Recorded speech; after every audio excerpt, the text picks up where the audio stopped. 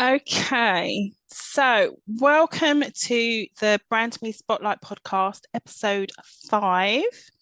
And today I have Tina Naldrett with me. Is that the right way to say your surname? Naldrett, it gets Naldrett. both. It's still a good go. It's not bad. Tina is an expert healthcare coach, nurse, hypnotherapist, and provides one-to-one and group support to NHS, private healthcare, charities, hospices, and healthcare educators. She also has a really strong track record in coaching and working in healthcare and uses her facilitation skills, coaching, hypnotherapy, and neuro linguistic programming to Ooh. support people to maximize their individual and team potential. She's qualified to master's level and enjoys seeing healthcare professionals and other colleagues in this sector flourish. She's also a host of a podcast called A Nurse's Lift to Work and lives in Devon with her family and the dog Boo.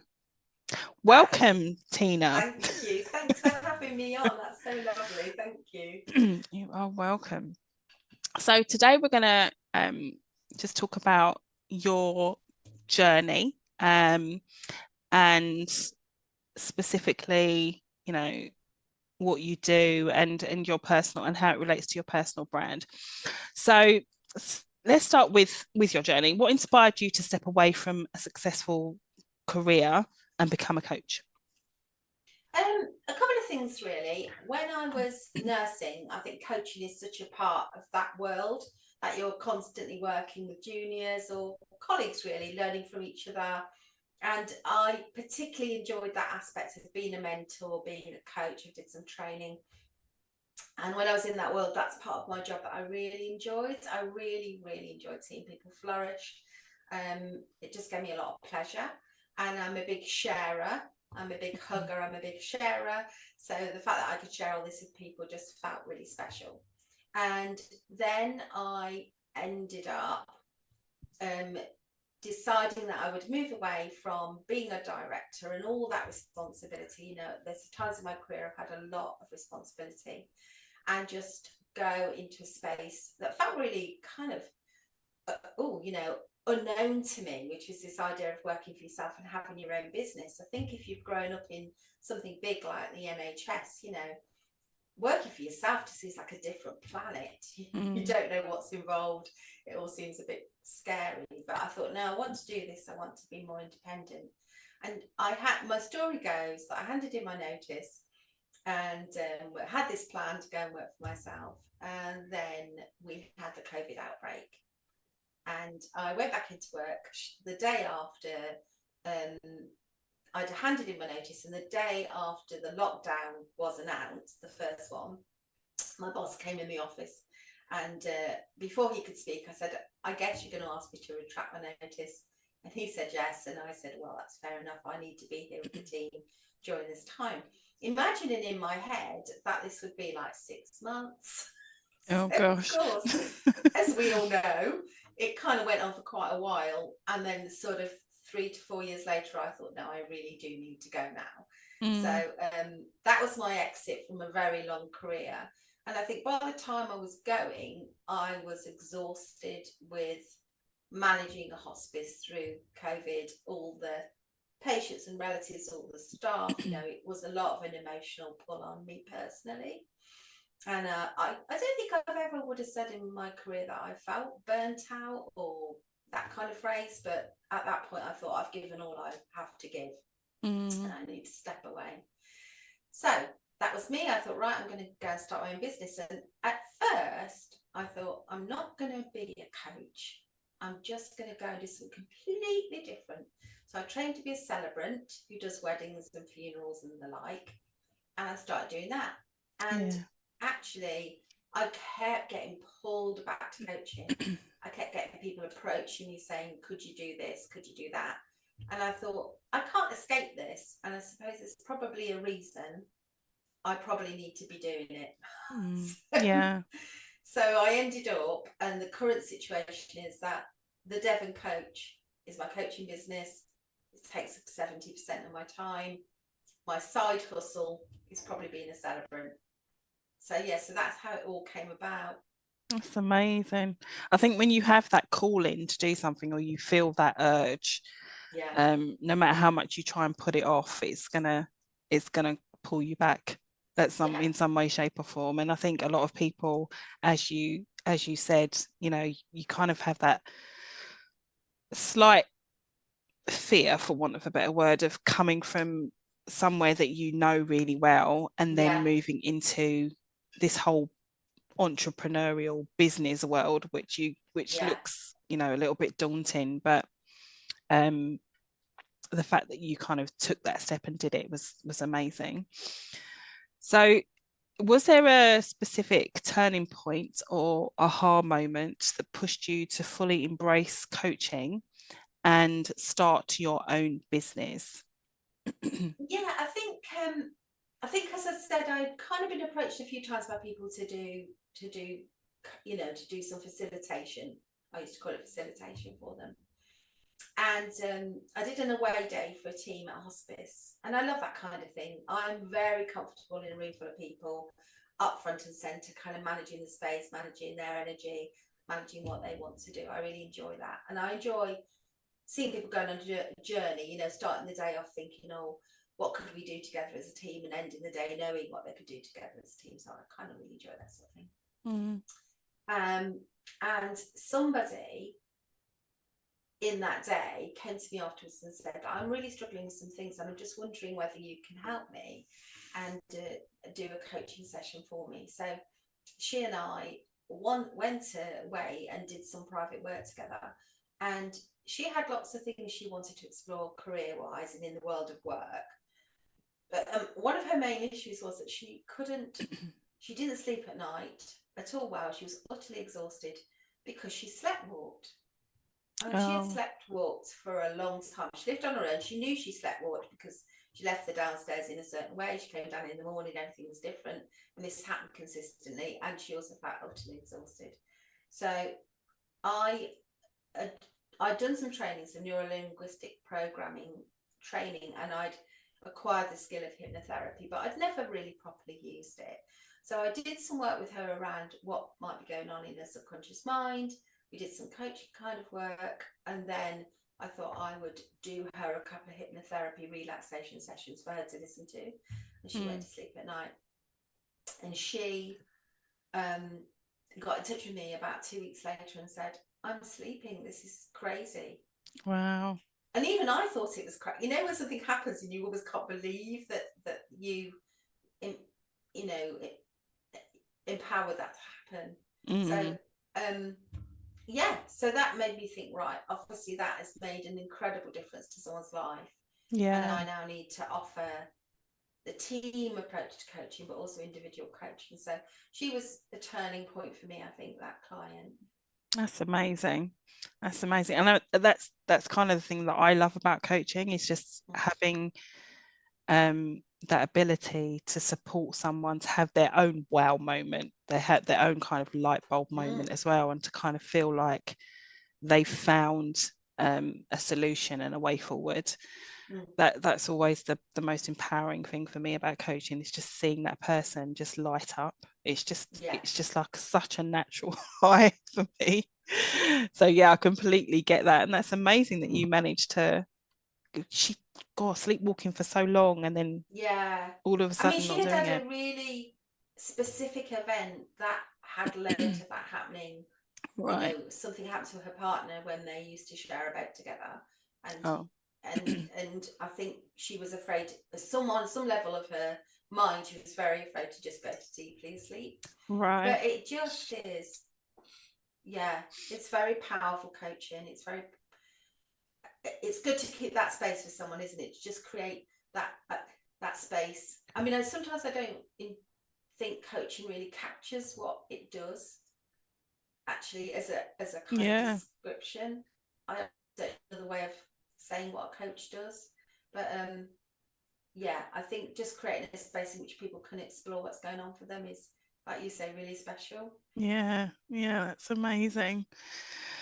So you support women in reconnecting with their values and reclaiming their power, what does that look like in your coaching approach?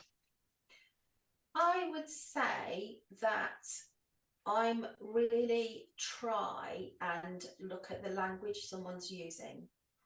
So a language is like a tell sign. It's a tick that we have that sort of shows others, if they really listen to us, what we are saying. So when people say things like, oh, I'm only a accountant, then nobody is only in anything. You're an accountant, own it, love it, be it, you know, that's something to be really proud of. So phrases like, oh, you know, I just can't. Well, I would say you can't now, which is very different from saying you can't. So I like to look at seeing the positives, the advantages, and the opportunities. I'm big on reframing, so I'll listen to people's language patterns and I'll try and understand with them what their underlying belief set is. So if you have a lot of I can't, or oh, it just doesn't happen for me, or that kind of idea about yourself or your opportunities, maybe somewhere deep inside is a belief that you're not good enough, or you can't, or you don't deserve this, or you can't do it. And that's what I would be exploring with a client. You know, why have you come to that conclusion that you're not good enough? What voice is telling you that? How can you move on from that? Is that true? And so that's the kind of way that I like to coach myself. Sometimes in nursing coaching, there's a little bit of mentorship as well, because you can coach along the lines of go away and discover things. But if you already know a range of resources that you could signpost somebody to, then I'll definitely do that for them as a bit of a shortcut. So I do a bit of coach mentoring at times. I'm really honest with my clients that there'll be probably some warning from me where I'll go, right, I've got some suggestions of places you could look for guidance. Is that okay? So we get a bit of both. No, that's a really good way of getting people to or understanding where their head's at and how they feel about their self-value as well. To just listen to what they're actually saying about themselves or their abilities. It's a really, really powerful way of approaching that. Love that. I think it's also quite tough for women, Dion. I mean, I don't know if you find this in your work, but societally, even now in these times when I've got a 21-year-old daughter, we talk a lot about feminism and the place of women in the world, but even now there are some women who really struggle with just asserting themselves or feeling that they have their own worth. You know, it's almost just a societal level. There's a lot in our culture in the UK and in other places, I'm sure, where, you know, we're not encouraged to flourish. Yeah, 100%. 100%. And yeah, it is something that I see. I think because as well as women, naturally we generally tend to have a lot more roles or labels, if you like, than men do. Not that, you know, men don't have their own challenges as well, but you know, we are usually the person who's taking care of the home, taking care of the children, working, you know, trying to, you know, maintain a strong relationship with our partners, you know, and generally speaking, we put ourselves last. And you know, because of that, we also kind of have those doubts about our own abilities as well. Are we doing it? What I find is a lot of women tend to take on guilt very deeply. And so they tend to judge themselves against that guilt as well. So it's definitely something that we as women need to overcome and hopefully between the two of us and all those other amazing coaches out there for women, will make that impact. That's great.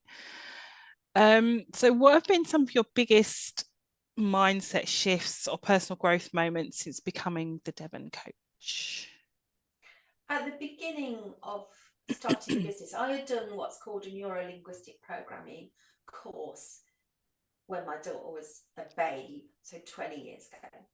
And I had forgotten most of it, but I think the principles had stayed with me. So I decided to retrain, and I trained with the American board of NLP, and they are kind of the world recognized kind of founding fathers of that. Okay. The neuro-linguistic program is really all about neuro is the way the mind works, linguistics is the language, programming is how we program ourselves to believe certain things in a nutshell. It's a bit clunky, the language of NLP, but it's great when you get into it. So I decided to retrain. So by going through that program of being a master practitioner, I just revisited all these things and thought, oh my gosh, yeah. Some of the main learnings for me were no one is going to knock on your door and come and rescue you. It's highly unlikely that you're going to be sat watching the telly, the door will knock and someone will say, come and let me take you to all your dreams and wishes and everything you want to happen. Wouldn't that be nice? Yeah, it would be amazing, but it's kind of not likely to happen. So, action, any kind of action, is really where the good stuff starts. Even if you just start noticing stuff, or you invest in a coach. I mean, I obviously would say this, but I think loads of people would get so much out of coaching. The amount they would spend on a holiday, where they go away, come back and still feel as bad as they did when they went, is what they would probably spend on coaching and feel amazing for the rest of their life. So I'm such an advocate for coaching, and I've had coaching myself, and it's been life changing, and I mean that. So there's that bit about taking action, but there's also something about just don't be afraid to make mistakes. I think the other thing about the world we live in now, especially potentially for a younger group of people, is they are paralyzed by the idea of making a mistake.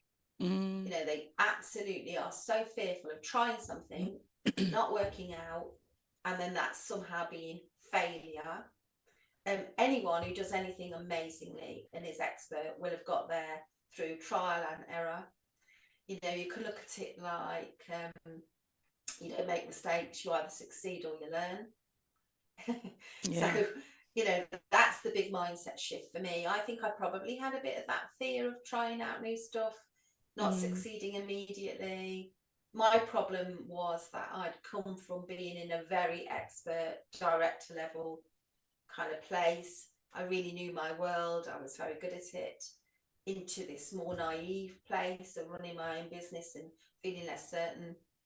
And I have tried, and some things haven't worked out. That's all right then. And some things have, or something surprising has come out of something that I've tried. So I would really encourage people to try and think about that a little bit differently. And don't be so afraid of all of that, really. Okay. Yeah, definitely. It's not an easy mindset shift to make, though, especially when we're pre-programmed to fear failure, or to fear making a mistake, and especially if you've grown up in a family where I don't know your parents are kind of like, you shouldn't have done that. Why did you kind of carry that into adulthood as well? So it's definitely a big shift that we all need to focus on and be comfortable with knowing that it's not a bad thing. Exactly. I think there's a lot of perfectionism. There's a lot of people with high be perfect drivers, and it does paralyze them. They almost can't sometimes submit pieces of work or do something because it's not yet perfect.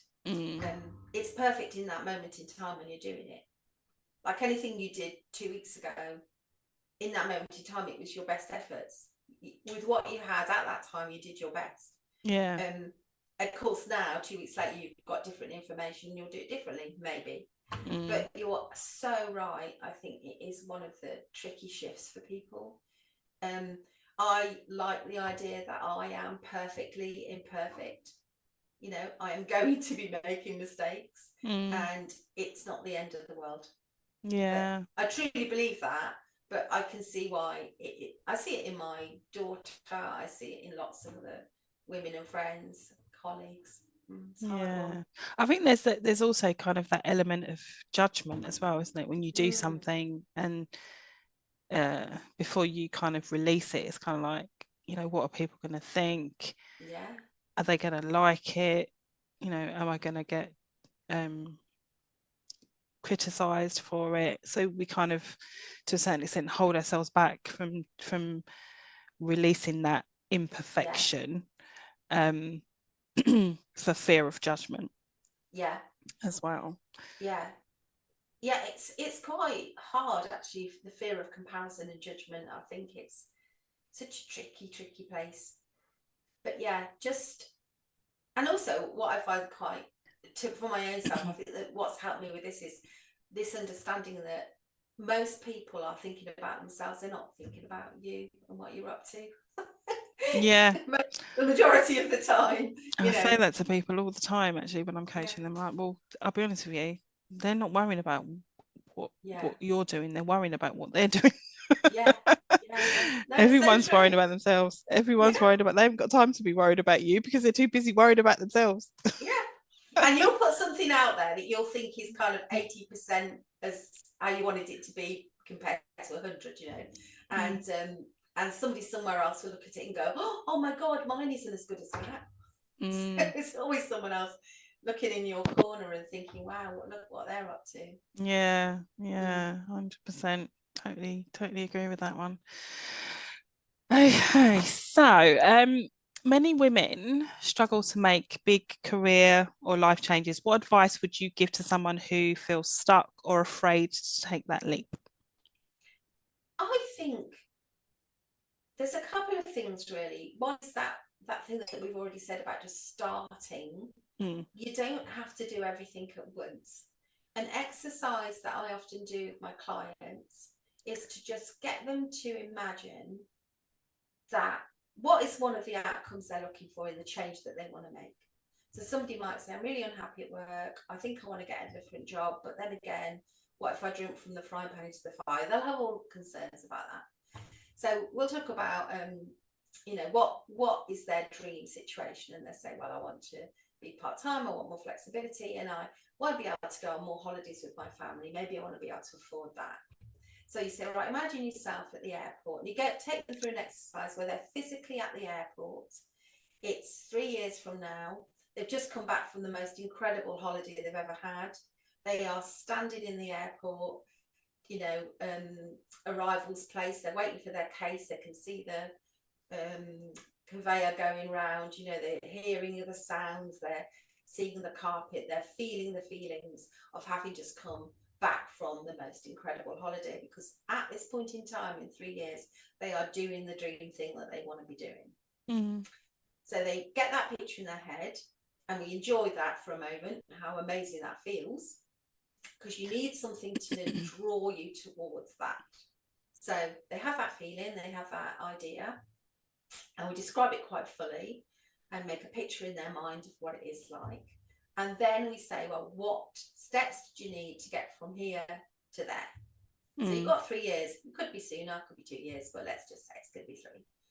And they'll start to explore what needs to happen. So maybe they need just to find out what's going on in their local area. Do they need to do any different training? What do people get paid? Maybe talk to some solo entrepreneurs if that's something they, fancy the look of. And just tentatively start taking those actions which draw you to that place that in 3 years' time you're doing the dream thing. Mm. So I think that would be my helpful advice, is just dream it and then move towards it with Mm. practical small steps. Mm. Yeah, no, that makes sense. I like that kind of visual side of it where you're kind of imagining yourself there, because once you start imagining it, then it's kind of like, I do actually want that. Yeah, How am I going to exactly. get there? I know. And that's similar to what I did really when I set up the Devon coach. I wanted more holidays with my family. So that's the kind of exercise I did for myself. And it's come true for me. So that's always the picture that pops up for me when I'm doing work. Yeah, that's brilliant. I love that. Um, so let's talk a little bit more about you. As a mum and a business owner, how do you create balance between the work you love and your family life? It's an interesting question. I really thought about this question. I think one is boundaries. That I'm very good at boundary setting, actually. I'm quite, yeah, I would say I'm very good. It's rare that something work-wise intrudes into time that I've set aside for family. So I think it's about your boundaries. And then in the time that you've allocated for work, you can give your all to that, because that's the window for that stuff. And the time you've allocated to family, you can give your all to that. And you can switch your head from I'm in my work mode to I'm in my time with family mode. And actually that transition is easier when you've blocked out time, or you've blocked out in your head, this is when I'm doing that, this is when I'm doing the other. My family take the mickey out of me because I have two phones. And in my household, Okay. I'm called Two Phone Tina, haha, very hilarious. And one phone is my work phone with most of my work activity on it, and the other is my personal phone. And Yeah, if I'm well, not in work mode, if you're I'm to phone Dion, although that doesn't quite oh go yeah, the same way, but I yeah, do exactly the same thing. Yeah. yeah, yeah. Because like we're trying to create a boundary there, aren't we? So Mm. I think prioritizing. Like the other day, I did have quite a few work things to do, but my daughter appeared at the door and she needed some of my time. So that's fine. Just half an hour for her. Put back a meeting, quickly message somebody. That was the priority. And then that sits well with me, because I think, yeah, my most important role is probably mum, wife, actually. Yeah. And Yeah. business person comes later for me. Yeah. I wouldn't say it was always like that in my life, though, if I'm honest. There was time that work absolutely took over. And I remember being responsible for lots of hospitals in this 10 plus years ago, and meaning to go home in time to read my daughter a story and put her to bed. That was my intention.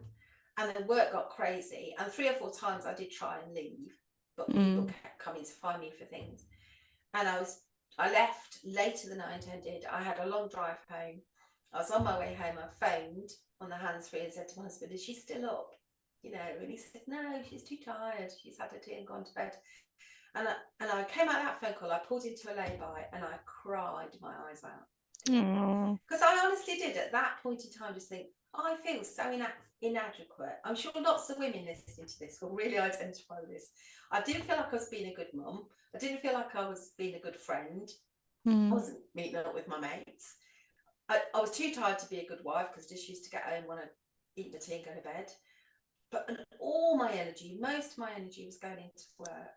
And I think that moment happened for me. And I just thought, no. I got home, I crept upstairs, I looked at my daughter sleeping, and I just thought, no, I don't want it to be like this. Yeah. And that, funnily enough, that moment made me think, right, I need to do a different job, which is what ended up happening. I moved out of the job I was doing, which was far too demanding, far too, not close enough to home, too much commute. And within a year and a half, I was working somewhere else.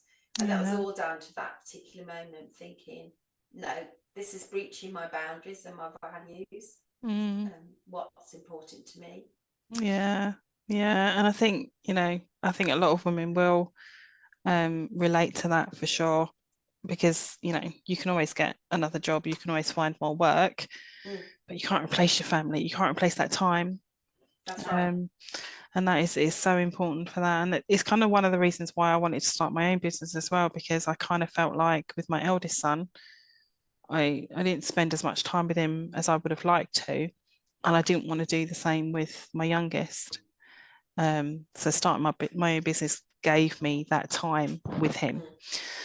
So yeah, that sense of balance and boundaries is really, really important. I definitely agree with that one. What would you say, I guess this is kind of a similar question, but what would you say are the key values or principles that guide both your life and your business? I think I would say things like compassion and kindness.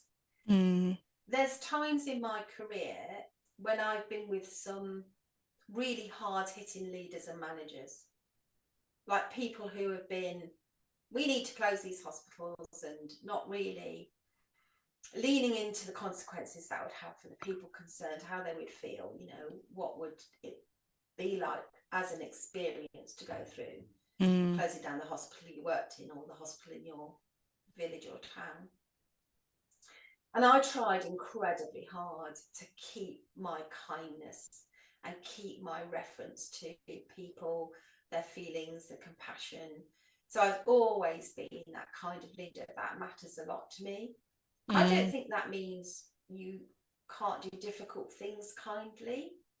You know, in my job, I've had to let people go who didn't have the right values for our organisation, probably weren't kind enough as nurses, and I put them through HR processes and they have left. But I've tried to do that with as much kindness as I can manage, because even though it needs to happen, it doesn't mean it needs to happen harshly. Exactly. Yeah. So I think definitely my values are really deep in me around that idea of doing things with us, you know. And there's a lovely quote from the Dalai Lama, isn't it? Be kind whenever possible. It's always possible. So in those moments when I'm just a normal person, and I know that, you know, I'm not you know, there's nothing exceptional about me in that regard. I'm just like the rest of us. Times that people pee me off, or times that I get annoyed and frustrated about things. But I just really try and keep that centered feeling of kindness. Yeah, I completely agree with that. It's, you know, my mum always said to me, good manners don't cost anything, and do unto other people as you would have done unto yourself. So if you want somebody to be understanding and compassionate towards you, then you should do the same, really. It's not hard. It's not difficult to be kind. And you can see the impact. I mean, just a funny little story from yesterday. I was in a rush. I ran into a supermarket close to me. I'd half forgotten my brother-in-law's birthday, and I just wanted to get him a gift voucher to put in a card. So I run into the shop, and I'm immediately told that their whole internet is down, and like the zappers aren't working, and the chip the chip and pin has to be, you know, you can't just swipe your card, all this. And of course that meant that I couldn't get this voucher because I couldn't validate that I'd put money on it. Okay. And as I'm getting my inside annoyed feeling about that, I thought, oh, it's all right, I'll just go home and get one online. And at the same time, there was a chap next to me, and he was having all this explained to him that things weren't working. He berated that shop assistant. He really got very cross with her and said, I've got things to do and places, and he got very annoyed. And my shop is going to take longer because I can't just zap it like I normally do. And he got very frustrated and annoyed with her. And you could see her facial expression was just like, oh God. She was so polite. And then she turned to me, because she had been talking to me before he interrupted us both. And she said, oh, I'm so sorry. I said, you know what? It's really fine. I can go home and get another solution. Don't worry. So if you can just calm yourself down when you get annoyed with other people, and find a way to be kind to them, because that could be you, as you absolutely rightly say. Yeah. I mean, it could be somebody, you know, how would that guy feel if it was, you know, his child that experienced something like that from somebody? You know, it's kind of thinking about it from that perspective as well. You know, if somebody behaved that way towards somebody you cared about, would that be okay? It wouldn't be okay. How is your background in nursing and people strategy or people coaching, mentoring, influenced how you work with your clients now? I think my learning through the years is that people show up generally trying their best. Mm, And no one is showing up and meaning to not be helpful, meaning not to, you know, be like contributing in a good way. In their heads, they often think they are. mm, So even people who have like their anger's near the surface, you know, they're trying to kind of change things in a very frustrated effort. So that you see people's efforts there, and it's just sometimes about the fact that they're not communicating it right, or they haven't had a moment to stop and think about how, I call it, how you're landing with people, you know, how what you're saying, how what you're doing is landing with others, and therefore they react to that. So it always kind of come from the principle of we are all trying. mm, Some of us maybe for whatever reasons aren't equipped just now to be doing a good job, whether it's that we're emotionally exhausted, we don't know the backstory, maybe that person's caring for others, who knows what's going on. yeah. And so I think that's a big part of my learning, is not to make assumptions about what's going on with somebody, Mm, and to believe that they're trying their best, and to try and understand where they're coming from before I leap in with any guidance, advice, or direction, because it might not even be relevant.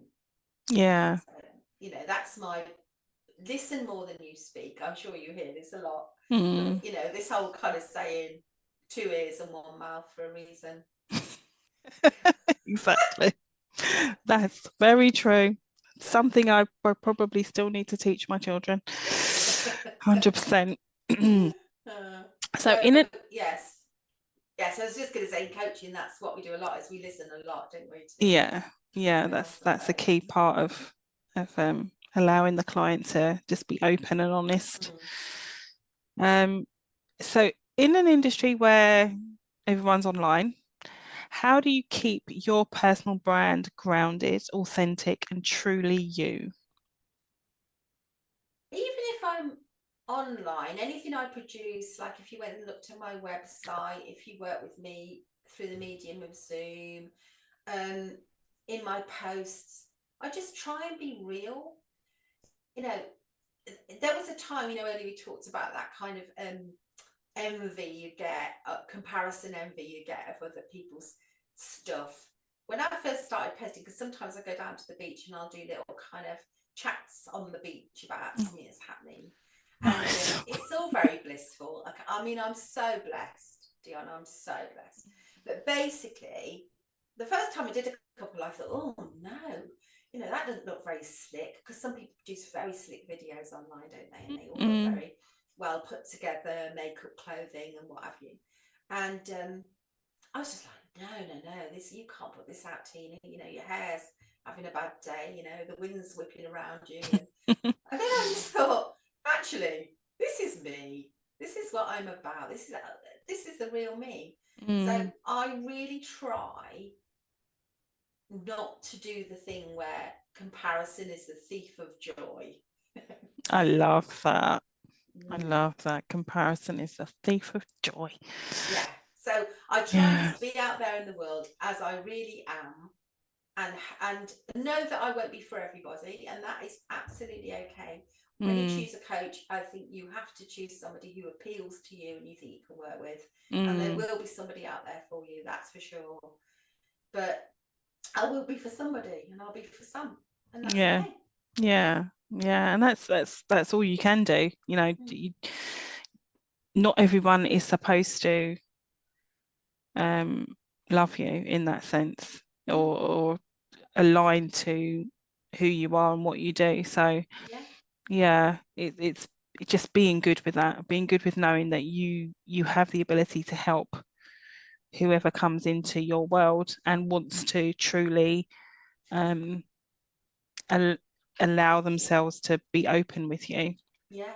Yeah. And really is ready for change. I think Mm, if a client is really ready for change, whatever that might be, we can work together and make yeah. it happen. Mm-hmm. Yeah, definitely. What's one experience or client transformation or moment in your business that you're most proud of? I think when I first started my coaching business, I saw a young lady she'd been referred by a manager for being a bit of a difficult person in the team, Mm, always had things to say for herself, often too much so, didn't necessarily say things or share her ideas in a soft and gentle way. Just put it like that. So she was someone who she would have labelled herself, and she said this, I tend to put people's backs up. So mm, we had some coaching together, and what came out of that was that she basically was really frustrated. She had a lot of inner ability. She mm, hadn't maximised her potential, and there are all sorts of reasons why she couldn't let her light shine. But part of it was that she'd never trained to be a qualified nurse. She was in an assistant role. So we okay. had a lot of chit chat about that. And she concluded that she probably needed to go and train to be a nurse because she had it in her. And part of her frustration was she was working with trained nurses, and sometimes she saw them doing things that she didn't think were right. But she didn't really Right. have, in her role, she shouldn't really be challenging that, if that kind of makes Right, sense, right, because right. she was junior. Mm, So we had that session, we had those sessions. She went away with lots of things to think about. I didn't see her then for about a year and a half. And then we bumped into each other in a cafe. She was just summer social. And mm. she did this whole Tina. And I was like, oh, it's lovely to see you. And anyway, guess what she was doing? Her nurse training. Wow. And it just swelled my heart. She said, I've done it, I've bloody gone and done it. She said, I've decided that I need to train as a nurse, and I'm training as a nurse, and I've been doing it for 6 months. And I thought that was incredible. Wow. Yeah, because she could have ended up staying in that frustrated place, being labelled as a difficult person, Mm, when actually she just was someone who needed to be more fulfilled. mm. Yeah. Yeah. Yeah. Totally get that. That sense of fulfillment is something we're all searching for, really. Mm, mm, Um, and even more so if you haven't achieved that as you get older, you yearn for it even more. yeah. So it's great that she managed to take that step and Yeah. become, probably even an even better nurse for it. So Yeah. Find her way to that, brilliant. yeah, that's Mm. great. Um, so we're almost kind of at the end of the question. So your last, well, penultimate one is you're a big advocate of making space to breathe. How do you personally reset when life or business feels overwhelming? It does sometimes feel overwhelming. Um, and I am a massive advocate of being in nature, whatever form that takes for you. Even if you Mm, just look out the window and breathe for 10 minutes and look at the nature, the trees around you, maybe there's a bird, maybe the sky looks quite nice. It's a huge reset for your mind. And if you can actually physically get out in nature, then go mm, for a walk, sit outside at lunchtime and have your cup of tea. Don't keep telling yourself you can't do lunch. 10 minutes, you will feel completely different. And of course, I have the massive blessing of being by the sea. So, mm, within 20 minutes, I can walk to the ocean, and it's just lovely. That's yeah. huge. All of that are huge resets for me, and small joys. So, if I get a plant and it actually grows, I'm quite chuffed with that. Um, yeah, so those little but really those real things, that noticing of nature, I love that. The seasons and the sun Mm, on your face, the small pleasures, the free pleasures, actually. yeah, yeah, definitely. I have well, it's not actually my tree, it's in my next door neighbour's garden, but I don't know if it's not an apple tree, but I think it has that kind of same sort of blossom on it. Mm. And it just goes completely white Oh, in the gorgeous. spring, and it's absolutely beautiful. It's huge. It literally takes up half my garden, but even though it's not in my garden, um, but I love looking out at the tree Mm. Mm. because it's just so beautiful. It's kind of changing now to the leaves are coming out. But there's another one also behind it in the garden at the back of me, which is like a beautiful auburn red colour. Mm. And again, you know, that's especially in the autumn, it's a beautiful tree to look at. So, you know, just being able to look outside and look in my garden. I wish I was by the beach. I'm not, unfortunately, but or by the sea. But even just doing that, it's just such a Yeah. nice thing just to sit there and just look at it. You know, just Yeah. bring that calm over you. Yeah. And if your office or your workspace isn't got a window or access to nature, put flowers, put a little vase of flowers on your thing, or some pebbles from a walk you did, or something, and just it will just remind you that there's that all that is out there for you at the end of your day. Yeah, such a good idea. Amazing. Okay, so final bonus question. This is exciting. So, part of BrandMe is faces, which is fearless, authentic, confident, exceptional, and successful. When you think about those words, which word would you say describes you the most and why? I'm going to say exceptional, and I don't know whether that would be unusual, actually. It is The unusual. the reason I say exceptional is because of Mariana Williamson's quote. And I'm gonna say this for people so they can keep it in their heads. But go and look up Mariana Williamson. She wrote an amazing book. But this is the quote. And actually Nelson Mandela has quoted this. He read some of her stuff, and he's been known to quote this. So our deepest fears is not that we are inadequate.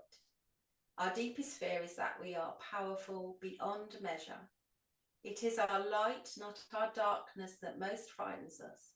We ask ourselves, who am I to be brilliant, gorgeous, talented, fabulous?